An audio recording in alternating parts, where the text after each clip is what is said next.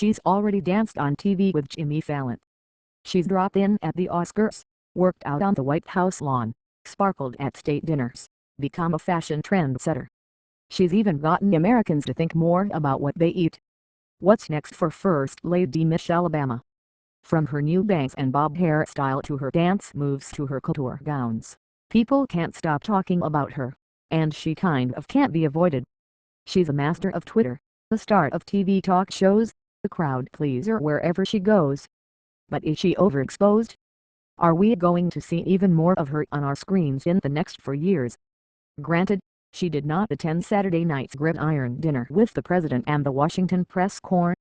But no less than Saturday Night Live is joking about her ubiquity, teasing in a recent skit that the sequestered budget cuts would force her to make 4 television appearances a week, down from her usual 75.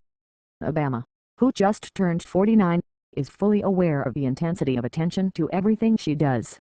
"My bangs set off the national conversation," Obama told reporters on a recent trip, after she had joked that the bangs were her midlife crisis. "We've got a lot of talking going on. Everybody's kitchen table conversation is now accessible to everybody else. It's absolutely not surprising."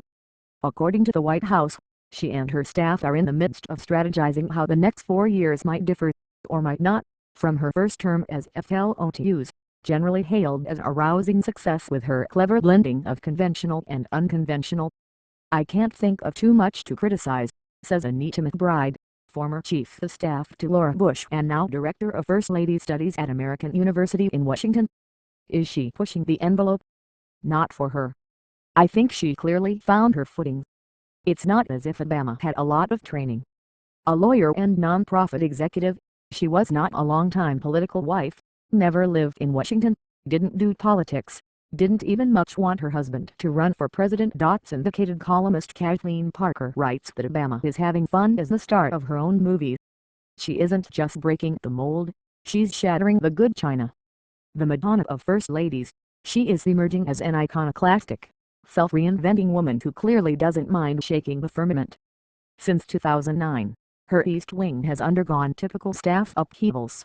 She is on her 3rd chief of staff, her 2nd press secretary, her 2nd communications director and her 3rd social secretary, who is, for the first time, a man.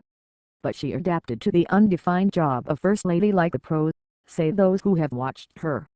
Polls show she becomes one of the most popular, admired women in the world, able to persuade kids to eat their vegetables or make an unknown fashion designer like Jason Wu a global star. She's been a tremendous success. "I don't know of any who had more success with the White House initiative," says Myra Gutin, a dean of First Lady historians and professor of communication at Rider University in New Jersey. "Obama has done all the traditional, popular First Lady things, adopted causes, hosted the grand, good and glittery at the White House, raised millions for her husband. But she has gone, repeatedly, where no First Lady has gone before, especially on social media, which largely didn't exist for her predecessors, and on TV, which did. She has embraced media in ways her predecessors did not. At the same time, she maintains a loyal, non-leaking, highly controlled operation that is at least as non-transparent as the White House press corps says the West Wing is. Except no one is complaining about it.